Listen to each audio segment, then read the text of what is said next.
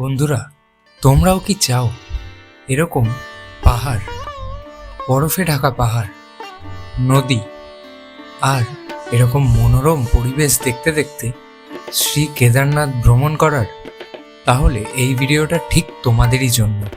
তো তোমরা জানো, সেপ্টেম্বরের 1 তারিখ সোনপ্রয়াগ থেকে গৌরীকুণ্ড যাওয়ার রাস্তায় কিন্তু ল্যান্ডস্লাইড হয়েছিল। এর পরে আমাদের কেদারনাথ যাওয়ার রাস্তা কেমন রয়েছে, ওয়েদার কেমন চলছে, হেলি যাত্রা অথবা তোমরা পায়ে হেঁটে অথবা ঘোড়ায়, পিঠুতে, পালকিতে কীরকম কী রেট চলছে আর কারা কখন কোথা থেকে যাচ্ছে, পুরো ইনফরমেশন জানতে হলে তোমাদের কিন্তু কলকাতা থেকে কেদারনাথ আমার এই সিরিজটা প্রথম থেকে শেষ অবধি যতগুলো পার্ট রয়েছে বিনা স্কিপে দেখতে হবে। আজকের ভিডিওটা হর হর মহাদেব বলে শুরু করি। इस कोच में एक संदिग्ध आग है। वे लगाए गए हैं। कृपया गलियारे के माध्यम से निकलें। এবং আমরা কিন্তু আমাদের গন্তব্যে না পৌঁছাতে পারলে এখন লখনৌ স্টেশনে আমরা রয়েছি। এটা যদি তোমরা এইভাবে খালি চোখে দেখো, ব্যাপক লাগছে দেখতে। তো হ্যালো বন্ধুরা, কেমন আছো তোমরা সবাই? অ্যান্ড আই হোপ তোমরা সবাই ভালোই আছো। অ্যান্ড যাই হোক, এটা বলতে আমার খুব আনন্দ হচ্ছে যে আজকে আমরা যে জায়গাটায় যেতে চলেছি সেটা তোমরা ভিডিও টাইটেল অ্যান্ড থাম্বনেলে দেখে নিয়েছো। এটা অ্যাকচুয়ালি পার্ট 1 হবে, যেখানে আমরা আজকে কলকাতা থেকে হরিদ্বার যাব বাই ট্রেন অফকোর্স। অ্যান্ড একটা জিনিস তোমাদেরকে বলে রাখি, আমাদের মাথায় ভীষণ হেডেক রয়েছে একটা জিনিস নিয়ে, সেটা হচ্ছে আমরা কি অ্যাকচুয়ালি কেদারনাথ পৌঁছাতে পারবো। সেটা কিন্তু দেখার জন্য এই পুরো সিরিজটা তোমাদেরকে দেখতে হবে। অ্যান্ড এই হেডেকটা কেন রয়েছে সেটা তোমাদেরকে এবার ক্লিয়ার করে বলি। আজকে হচ্ছে 4th of September, অ্যান্ড এর মধ্যে একটা খারাপ খবর আছে এবং একটা খুশির খবরও আছে। খারাপ খবরটা ফার্স্টে তোমাদেরকে শুনিয়ে দিই। 1 তারিখে একটা ল্যান্ডস্লাইড হয়েছিল সোনপ্রয়াগ থেকে গৌরীকুণ্ডে। সো তাই জন্য 5ই সেপ্টেম্বর অবধি আমাদের কেদারনাথ যাওয়ার যে রাস্তাটা ওইটা বন্ধ আছে। তাই এবং খুশির খবরটা এই হচ্ছে যে এই কদিন প্রচুর পরিমাণে বৃষ্টি হয়েছে ওখানে, এবং আজকে বৃষ্টিটা একটু কম ছিল। শুধু বৃষ্টি কম ছিল তাই নয়, আজকে একটু রোদও উঠেছে ওখানে এবং রাস্তাঘাটের অবস্থা আগের থেকে একটু বেটার হয়েছে। আগে যে সম্ভাবনাটা ছিল যে 10 তারিখ অবধি ওই যাত্রাটা স্টপ করে দেওয়া হতে পারতো, ওইটা হয়তো হতেও পারে, নাও হতে পারে। সবকিছুই নেচারের ওপরে, ওয়েদারের ওপরে, সবকিছুর ওপরেই ডিপেন্ড করছে। তো যাই হোক, আজকে দেখা যাক। আমরা তো যেতে চলেছি আমাদের হাওড়া থেকে হরিদ্বার বাই দুন এক্সপ্রেস।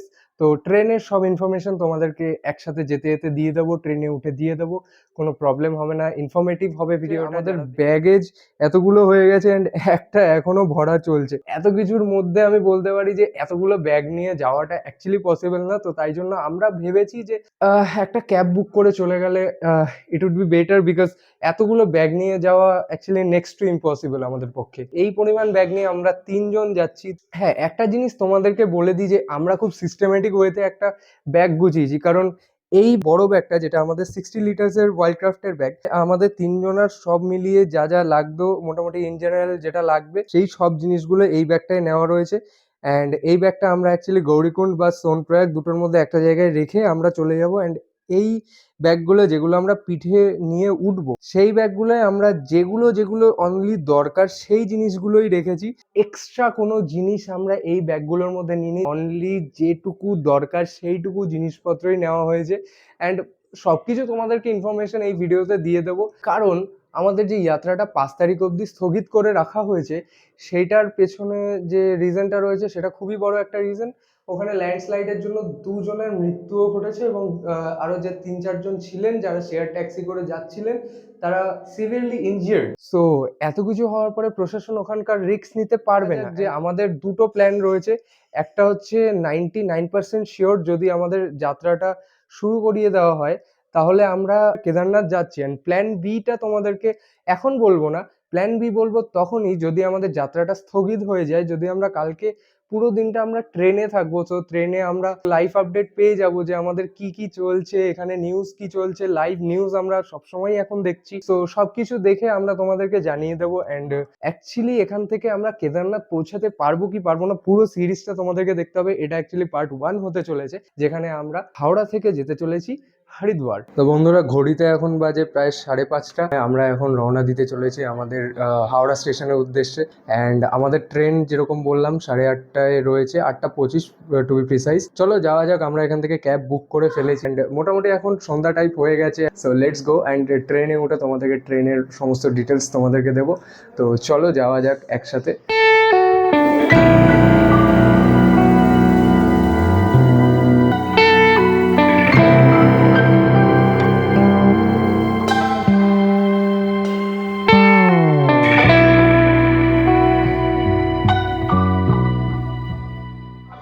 তো বন্ধুরা এই মুহূর্তে আমরা পৌঁছে গেছি সবে হাওড়া স্টেশনে। অ্যান্ড রাস্তায় প্রচুর জ্যাম ছিল, তো জ্যামের কারণে লেট হয়ে গেছে। যাই হোক এখন বাজে ঘড়িতে 8টা। আমার এক মামা আসবে আমার সঙ্গে দেখা করতে, তো তার জন্য দাঁড়িয়ে আছে। অ্যান্ড এখনো ট্রেন কোন স্টেশনে দেবে সেটা এখনো নোটিস হয়নি। সাধারণত 8 নম্বর স্টেশনেই দেয়, তো 8-এর সামনে এসে দাঁড়িয়ে আছি।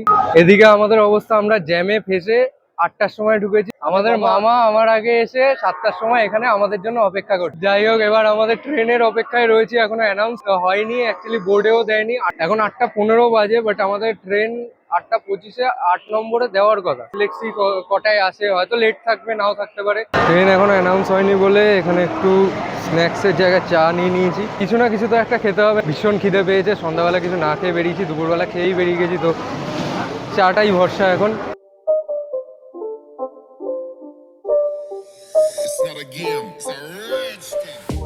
তো এখন বাজে 9:03 এবং 9:03-এ আমাদের ট্রেন এখানে সবে ঢুকেছে। বন্ধুরা যেরকম তোমাদেরকে বললাম যে আমাদের ট্রেন খুবই লেট ছিল, 8:25-এ ঢোকার কথা, এখানে 9:05-এ ঢুকিয়েছে। আমাদের ট্রেন ছাড়বে মোটামুটি 30 মিনিটস, এখানে হল্ট ধরে নিতে পারো তোমরা। আমাদের কোচ রয়েছে B1। তো চলো ফার্স্টে আমাদের কোচে গিয়ে ঢোকা যাক, দেখে যে আমাদের সিটিং অ্যারেঞ্জমেন্ট কিরকম রয়েছে। তো আমাদের একটা রয়েছে 35, আর একটা 37, 38। 37টা মিডিল রয়েছে, 38টা একটা আপার পেয়েছি। 35 বলতে এখানে একটা আপার পেয়েছি আমরা। তো আমাদের দুটো আপার আর একটা মিডল রয়েছে। ট্রেনে মোটামুটি সেটেল ডাউন হয়ে গেছি। অ্যান্ড এখন ঘড়িতে বাজে 9:26। অ্যাকচুয়ালি 9:23-এ আমাদের ট্রেন মানে দুন এক্সপ্রেস আমাদের হাওড়া স্টেশন ছেড়ে চলতে শুরু করেছে। অ্যান্ড ট্রেনটা ভীষণই লেট ছিল, 8:25-এর ট্রেন। এখন মোটামুটি তোমরা ধরে নিতে পারো যে 1 ঘন্টা লেট আছে ট্রেনটা। তো আমি যতদূর খবর জানি যে দুন এক্সপ্রেস মোটামুটি রোজই একটু আধটু লেট থাকে। তো যাই হোক এখানে একটা জিনিস ভালো লাগলো যে খুবই পয় পরিষ্কার রয়েছে।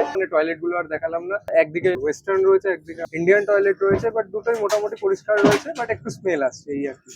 তো ওইটা দেখানোটা ভালো লাগে না, তাই জন্য আর দেখাইনি। অ্যাকচুয়াল যাত্রা এবার আমাদের এখান থেকেই শুরু হচ্ছে। অ্যান্ড এবার তোমাদেরকে বলে দিই দুন এক্সপ্রেস খারাপ কেন। দুন এক্সপ্রেসের টাইমিং খুব ভালো, যেদিন পৌঁছাবে সেদিনের টাইমিং খুব ভালো, বাট খুব হল্ট দেয়। 66 মানে 66টা হল্ট দেবে। অ্যান্ড 66টা জায়গায় দাঁড়িয়ে তারপরে দুন এক্সপ্রেস চলে যাবে। অ্যান্ড আরেকটা ট্রেন রয়েছে, অ্যাকচুয়ালি দুটো ট্রেন বলে, বাট আমি বলবো একটাই ট্রেন, কারণ আরেকটা ট্রেন রয়েছে যেটা হচ্ছে কুম্ভ এক্সপ্রেস, যেটা মেবি মঙ্গলবার আর শুক্রবার নাম চেঞ্জ করা হয়েছে উপাসনা এক্সপ্রেস। অ্যান্ড ওই দুটো ট্রেন 22টা হল্ট দেয়। কোথায় 22টা হল্ট আর কোথায় 66টা হল্ট, তো তোমরা এখান থেকে জাজ করে বলতে পারবে যে দুন এক্সপ্রেস একটু বাজে কেন। দুন এক্সপ্রেসে প্যান্ট্রি কার্ড নেই। তো আস্তে আস্তে সবই তোমাদের সাথে শেয়ার করবো। অ্যান্ড কালকের আপডেটটা মানে কালকে সকালে কি হতে চলেছে, কেদারনাথে আসলে কি উঠতে পারবো কি পারবো না, সেটা অ্যাকচুয়ালি জানার জন্য এই ভিডিওটা পুরোটা দেখতে থাকো। কালকে ভোরবেলা যখন আমরা নিউজ আপডেট দেখবো, কালকে পুরোটা ক্লিয়ারিফাই হয়ে যাবে যে আমরা অ্যাকচুয়ালি কেদারনাথ যাচ্ছি কি যাচ্ছি না, নাকি আমরা প্ল্যান বি তে সুইচ করবো। সো পুরোটা দেখার জন্য এপিসোডটাকে পুরো স্কিপ না করে দেখতে থাকো পার্টটা। এবার খাবার দাবার খাবো, প্যান্ট্রি কার্টও নেই, অ্যান্ড তাই জন্য আমরা বাড়ির থেকে খাবার দাবার নিয়ে এসেছি। বন্ধুরা তো বাড়ির থেকে এরকম পোলাও বানিয়ে নিয়ে এসেছি, মানে অ্যাকচুয়ালি আমি না, আমার মাই বানিয়েছে এখানে, এটাই রাতের খাবার। যাই হোক খাওয়া দাওয়া শেষ করে আমরা একটু রাতে শোবো। তো একবারে তোমাদের সঙ্গে কালকে দেখা হচ্ছে। গুড মর্নিং গাইজ, আজকে সকালবেলা উঠে মুখ হাত ধুয়ে একটু খাওয়া দাওয়া করে নিলাম। অ্যান্ড আমাদের ট্রেন কিন্তু মোটামুটি 2 ঘন্টা লেট চলছে এখানে। একটু আগে কুন্দ্রা স্টেশনটা পার করলাম। অ্যান্ড আমরা এখন আস্তে আস্তে যেতে চলেছি বাগুইয়া রোডের দিকে। এত লেট একটা ট্রেন থাকলে কটায় ঢোকায় এটাই দেখার পালা। জাস্ট একটু ট্রেনের মধ্যে চায়ের সন্ধানে রয়েছি। এখানে চা না পাওয়ার জন্য কফি ভরসা শেষমেশ।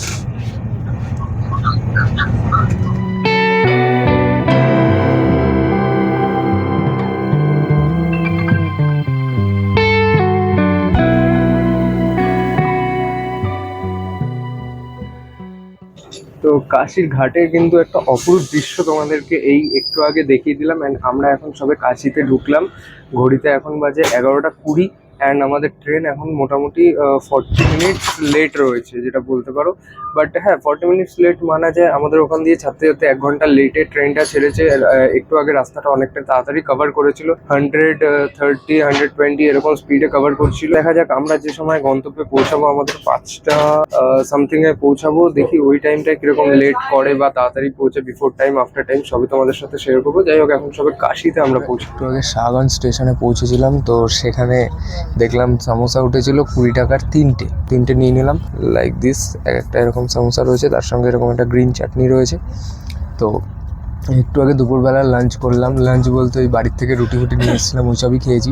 যাই হোক, আমাদের ট্রেন এখনও বলতে পারো 40 to 44 মিনিটস লেট চলছে। তো আর একটা ভালো খবর রয়েছে আমাদের। केदारनाथ यात्रा मार्ग के बारे में अगर आप सभी को बताऊं तो केदारनाथ सड़क यात्रा मार्ग पूरी तरह से खुला हुआ है। जी हाँ, हरिद्वार से लेकर गौरीकुंड तक इस समय केदारनाथ यात्रा मार्ग पूरी तरह से खुल चुका है। তো এই চলছে, খাওয়া দাওয়াটা শেষ করি। কিন্তু এখনো বেশ খানিকটা, প্রায় 45 মিনিট লেট রয়েছে। আমরা এই সবে পৌঁছালাম অযোধ্যা স্টেশন, এটা মেন অযোধ্যা জাংশন। এখানে ট্রেন খুব বেশিক্ষণ দাঁড়ায় না, 5 মিনিট ম্যাক্সিমাম দাঁড়াবে। তো এখানে আর নামলাম না। এর আগে আমরা নেমেছিলাম বারাণসীতে। আমার তো খুব সুন্দর লেগেছে এখানে, মন্দিরের স্ট্রাকচারটাও করা রয়েছে ঠিক আমার সামনেই, এইখানেই। ঘড়িতে এখন বাজে 4:54 এবং এখন আমরা অযোধ্যা স্টেশন মানে অযোধ্যা স্টেশনটা পার করছি। ঘড়িতে বাজে 6:06। আস্তে আস্তে সন্ধ্যা হতে যাচ্ছে এবং আমাদের ট্রেন এখানে রোদাউলি স্টেশনে এসে সবে দাঁড়িয়েছে কিছুক্ষণ হলো। 6:03 হয়তো ঢুকিয়েছিল। বাট একটা জিনিস বলবো, ট্রেনটা ভীষণই লেট চলছে। অ্যান্ড ম্যাক্সিমাম যাদেরকেই জিজ্ঞেস করছি এই ট্রেনে, তারা সবাই কুম্ভ এক্সপ্রেসে টিকিট পায়নি বলেই দুন এক্সপ্রেসে টিকিট কেটেছিল। 45 to 50 মিনিটস লেট চলছে। তো রাতে কতটা কভার করে দেখা যাক। অ্যান্ড ট্রেনে আজ রাতটা পুরো কাটাতে হবে, মানে 2 রাত 1 দিন। যেখানে 2 রাত 1 দিন এক একজনের টোর প্ল্যান থাকে, বাট সেটা আমাদের ট্রেনে কাটাতে হচ্ছে। সো যেটা কুম্ভ এক্সপ্রেসে নেই। সো এইসব জিনিসগুলো মাথায় রেখে তোমরা টিকিটগুলো কাটতে পারো। And Kumbh express comparatively ticket value একটু 20-30 টাকা বেশি পড়বে as compare to Doon express. So Doon এক্সপ্রেসে আমরা রয়েছি থার্ড এসিতে। আমাদের এক একজনের টিকিট পড়েছে অ্যারাউন্ড 1720 টাকা মতো। তো এরকমই তোমাদের টিকিট পড়ে with all the taxes and GST include করে।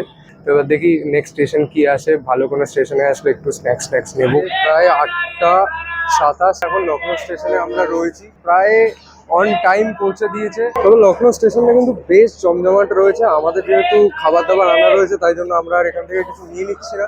তোমরা চাইলে যদি এদিক দিয়ে যাও তাহলে লখনৌ থেকে নিয়ে নিতে পারো। এখানে অনেক কিছু খাবারের অপশনস রয়েছে, যেটা এতক্ষণ কোনো স্টেশনে ছিল না।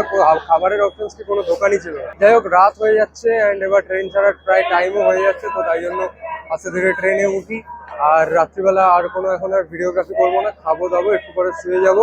তো প্রায় 8:30 এখন বাজে। একটু পরে ট্রেন ছেড়ে দেবে 8:35 নাগাদ। এখন আস্তে আস্তে উঠবো ট্রেনে, আমাদের কম্পার্টমেন্টে যাব। আমার একদম আপার বার্থে সিট রয়েছে। খাওয়া দাওয়া করে শুয়ে পড়বো, কারণ কালকে ভোরবেলা একদম উঠতে হবে। কালকে দেখা হচ্ছে তোমাদের সঙ্গে। Good night.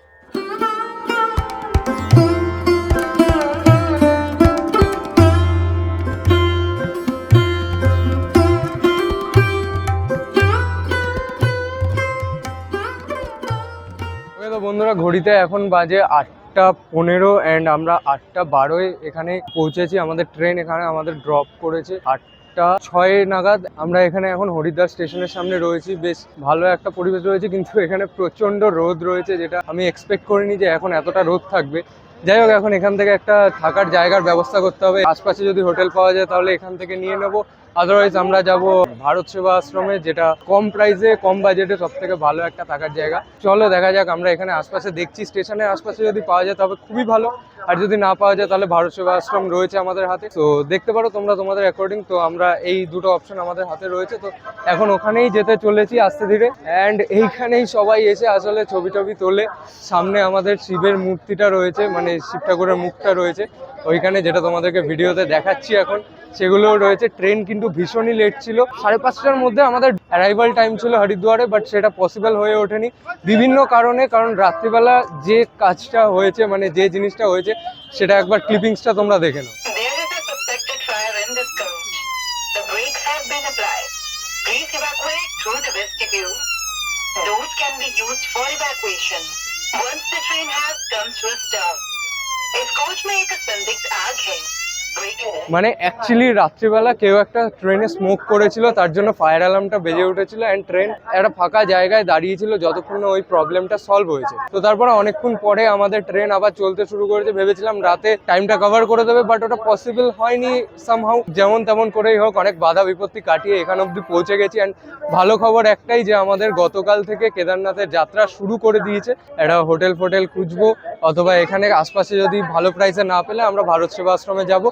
তো সবটাই তোমাদের সঙ্গে শেয়ার করব, চলো যাওয়া যায়। তো বন্ধুরা, প্রথমে আমরা ভেবেছিলাম যে ভারত সেবা আশ্রমে যাব, বাট পরে গিয়ে আমরা ঠিক করি যে ভারত সেবা আশ্রমের জায়গায় এখানে আশপাশেই একটা ভালো হোটেল খুঁজে নেওয়ার, যেটা তোমাদেরকে আগেই বললাম।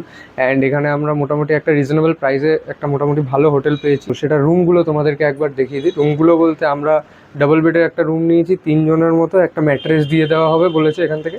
অ্যান্ড রুমটা এবার তোমাদেরকে দেখিয়ে দিই কীরকম রয়েছে। তো প্রথমত এখানে একটা ডাবল বেড রয়েছে।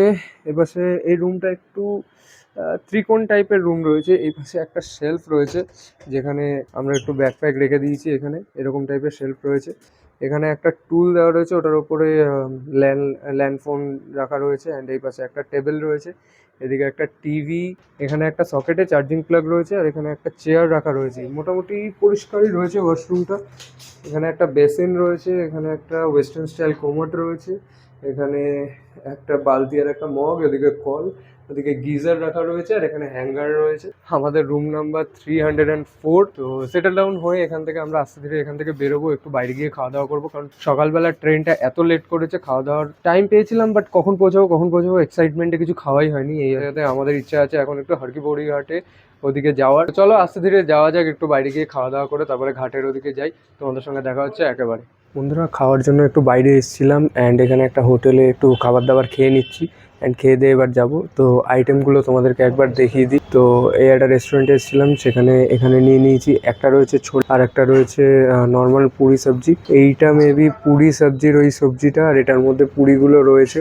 আর এই ওপরের দুটো ছোলে ভটুরে, যেটা এতটা বড় রয়েছে। আর এই নিচে যেটা দেখতে পাচ্ছ ওটা পুরি সবজি, পুরিগুলো রয়েছে 4 পিস পুরি।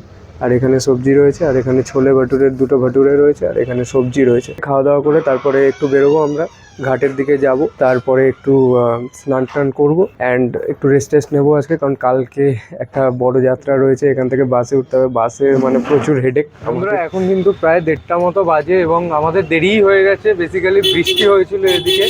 অ্যান্ড এখন আমরা যাচ্ছি হরকপৌড়ি ঘাটের দিকে। এবং এই জায়গায় তোমরা স্টেশনের পাশ থেকে টোটো পেয়ে যাবে, 20 টাকা করে ভাড়া নেবে।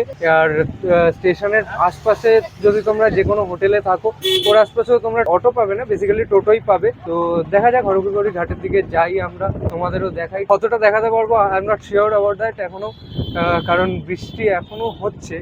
তো চলো গিয়েই দেখা যাবে। তো বন্ধুরা, হরকি পৌড়ি ঘাটের যে টোটোগুলো রয়েছে ওইগুলোর সাথে তোমরা যদি আসো, তারা কিন্তু তোমাদেরকে হরকি পৌড়ি ঘাটের একদম সামনে নামায় না, তারা অ্যাকচুয়ালি রামঘাটের সামনে নামায়। ওখান থেকে হালকা একটু সোজা গিয়ে বাঁ দিকে টার্ন নিলেই তোমাদের হরকি পৌড়ি ঘাটটা পড়ে যাবে, যেটা আমি তোমাদেরকে দেখাচ্ছি এখন। তো এটা হচ্ছে হরকি পৌড়ির মেন যে গেটটা, এটাই হচ্ছে সেই গেটটা। এখান থেকে সোজা গেলে হরকি পৌড়ি ঘাটটা। তোমরা যদি চাও এখানেও স্নান করতে পারো, বাট মেন যে হরকি পৌড়ির ঘাটটা সেটা ওই দিকটাতে পড়বে। তো আমি সাজেস্ট করবো, আমরাও যাচ্ছি ওই দিকটাতে, তোমরাও ওই পাশটাতে যেতে পারো। এখানে খুব কম লোক স্নান করে, হরকি পৌড়ির মেন ঘাটটাতেই বেশি লোক স্নান করে। তো এই ব্রিজ থেকে তোমাদেরকে যেতে হবে ওই দিকে, মেন যে ঘাটটা রয়েছে সেখানে স্নান করার জন্য। এবং এখান থেকে তোমরা ওই যে সাদা মন্দিরের চূড়া দেখতে পাচ্ছ, যেটা আমি জুম করে তোমাদেরকে দেখাচ্ছি, যেটা ওদিকে গিয়ে আরও ভালোভাবে দেখাতে পারবো। বাট এটা হচ্ছে আমাদের হরকি পৌড়ি ঘাটের মেন মন্দির। তো এখান থেকে আমরা ফার্স্টে এই ব্রিজে উঠে ওই দিকটাতে যাবো, তারপরে স্নান করব, মন্দিরে দর্শন করব। তোমরা এখান দিয়ে দেখতে পাচ্ছ একটা খুব দূরে একটা শিব ঠাকুরের মূর্তি রয়েছে, যেটা অনেকটা জুম করে তোমাদেরকে দেখাচ্ছি। বন্ধুরা, নদীর স্রোত কিন্তু তোমরা দেখতে পাচ্ছ, ভীষণই স্রোত রয়েছে। বন্ধুরা, আমরা কিন্তু চলে এসেছি এখন হরকি পৌড়ি ঘাটের দিকে। যে আমার পেছনে তোমরা দেখতে পাচ্ছ এরকম কিছু ঘাট রয়েছে, এবং এখানে রেলিং করে দেওয়া রয়েছে, যেখান থেকে তোমরা রেলিংটা ধরে স্নান করতে পারবে। কারণ এখানে নদীর স্রোতটা একবার দেখো,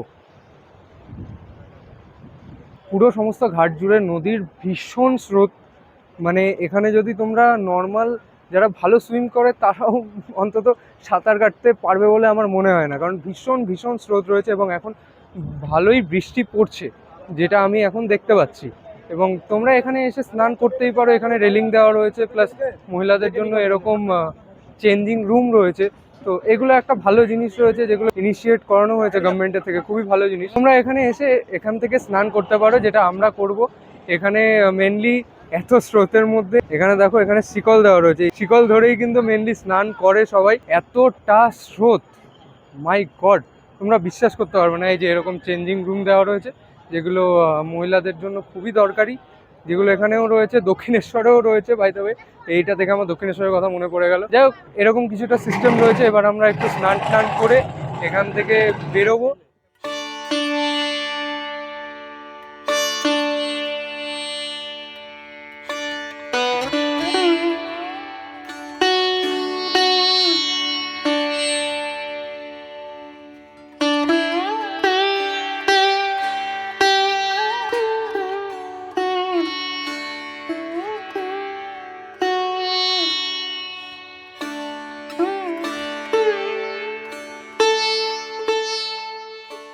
ইতিমধ্যে কিন্তু আমরা চলে এসেছি হরকিপৌড়ির মানে মেন যে মন্দিরটা, এইটা কিন্তু আমাদের হরকিপৌড়ির এখানকার মেন মন্দির। এছাড়াও এখানে কিন্তু প্রচুর মন্দির রয়েছে, শ্রীরামের মন্দির রয়েছে, কালী ঠাকুরের মন্দির রয়েছে, প্রচুর রকমের মন্দির রয়েছে, যেগুলো তো যেটা বললাম, এইটা হচ্ছে আমাদের হরকিপৌড়ি ঘাটের মেন মন্দিরটা। অ্যান্ড এদিকে আমাদের জগন্নাথ দেবের মন্দির রয়েছে, আমাদের রামলালার মন্দির রয়েছে, আরও নানান রকমের মন্দির আশপাশে তোমরা দেখতে পাচ্ছ। এদিকেও অনেকগুলো মন্দির রয়েছে। তো এরকম প্রচুর এখানে মন্দির আছে। অ্যান্ড বাকিটা তো তোমরা এখানে এসেই দেখতে পারবে। যদি তোমরা আসার সুযোগ না পাও, তাহলে আমার ভিডিওর মাধ্যমে তোমরা দেখতে থাকো। যাই হোক, এখান থেকে কিন্তু ভিউটা মারাত্মক লেভেলে, দূরে পাহাড়, এখানে আমাদের শিব ঠাকুরের ওই মূর্তিটা, এবং এই দিকে সব মন্দিরগুলো ব্যাপক লাগছে দেখতে, উইথ ক্লক টাওয়ার। তো এই দিক দিয়ে আমরা এসছিলাম, এবং এখান থেকে এসে ডান দিকে ঘুরলেই আমাদের মন্দিরটা পড়বে। মন্দির থেকে বেরিয়ে তোমরা যদি আবার ডান দিকে চলে যাও, তাহলে এই দিকে কিন্তু পুরো মার্কেটটা তোমাদের পেয়ে যাচ্ছ। এখানে পুরোটাই, ওইদিকে মার্কেট, ডান দিকে রোড রয়েছে, ডান দিকে মার্কেট রয়েছে, বাঁ দিকে এখানে খাবার দাবারের স্টল রয়েছে, আর এই সামনেটায় তোমরা পেয়ে যাচ্ছ মন্দিরের রিলেটেড সবকিছু জিনিস। এছাড়াও ওই পাশটায় তোমরা পেয়ে যাবে অনেক ক্লোদিংস এর অপশন রয়েছে, ব্যাগস এর অপশন রয়েছে, সব দোকানগুলো ওই পাশটায় রয়েছে। এবং এখান থেকে তোমরা যদি চাও এখান থেকে কিনতে পারো। এখানে প্রচুর মার্কেট রয়েছে, পুরো ওই দিকটাতে পুরোটাই মার্কেট, এখানে গোটাটাই মার্কেট।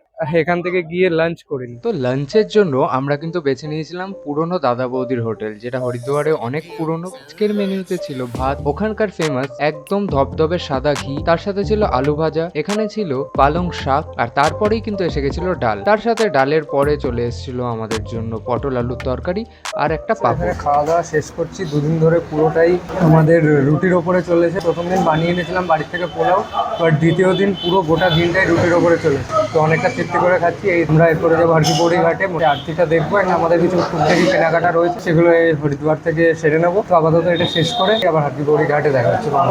এই মুহূর্তে কিন্তু আমি রয়েছি হরকিপৌড়ি ঘাটের একদমই সামনে, পিছনে হরকিপৌড়ি ঘাটটা রয়েছে এদিকে। অ্যান্ড এখানেই কিন্তু হবে, মানে এদিক থেকে শুরু করে পুরো ওই অবধি এখানে আরতি হবে। তো আরতি মোটামুটি শুরু হয় 6:45 থেকে 7টার দিকে। এইখানে একটু শেড রয়েছে, শেডের এখানে দাঁড়িয়ে আছি, কারণ একটু আগে এখানে বৃষ্টি পড়ছিল, এখন একটু বৃষ্টিটা থেমেছে। তো ভাবছি যে একটু সামনে গিয়ে দাঁড়াবো, বাট অনেকে এখনো সামনে স্নান করছে, তাই জন্য যাচ্ছি না। পুরো লাইন জুড়ে এখানে আরতি হবে, পুরোটাই তোমাদেরকে দেখাবো। সময়ের অপেক্ষা শুধু।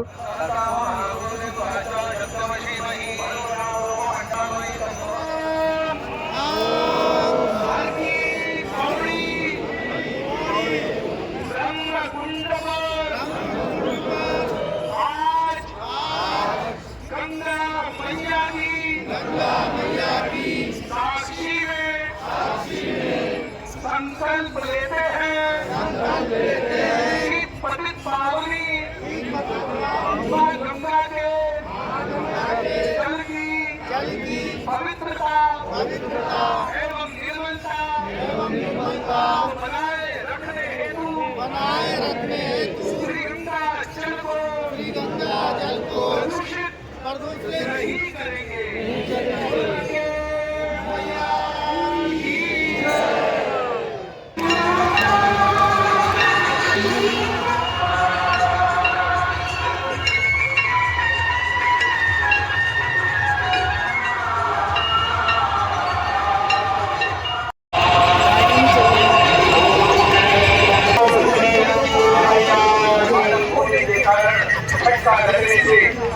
चाहिए क्योंकि ये हद से डूब जाएगा, इसका उद्धार नहीं हो सकेगा।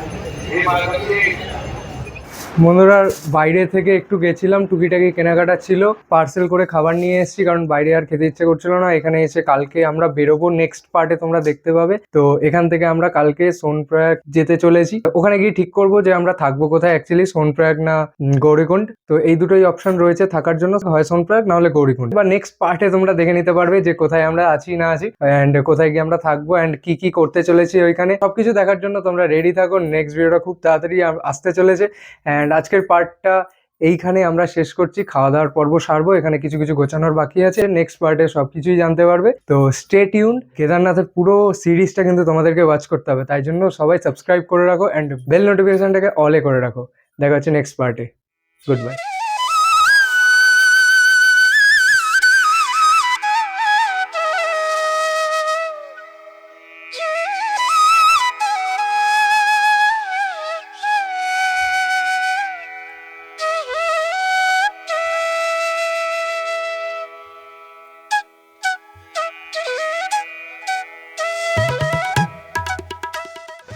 তো স্বপনের মাঝে মাঝে এরকম কিছু কিছু ঝর্ণা রয়েছে যেখানে আমার বাস থেকে অনেকে নেমে ছবি তুলছে। আমি এটা দেখতে ভিডিওতে যতটা সুন্দর, এখান থেকে একটু নিচে দেখতে পেলেই মানে ততটাই ভয় লাগে।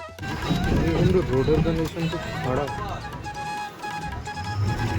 যাওয়ার সময় বাদিকে গেলে আমাদের মন্দাকিনী নদীর পাশ দিয়ে আমরা এই সাইডটায় রয়েছে আমাদের উষ্ণ প্রস্রবণটা।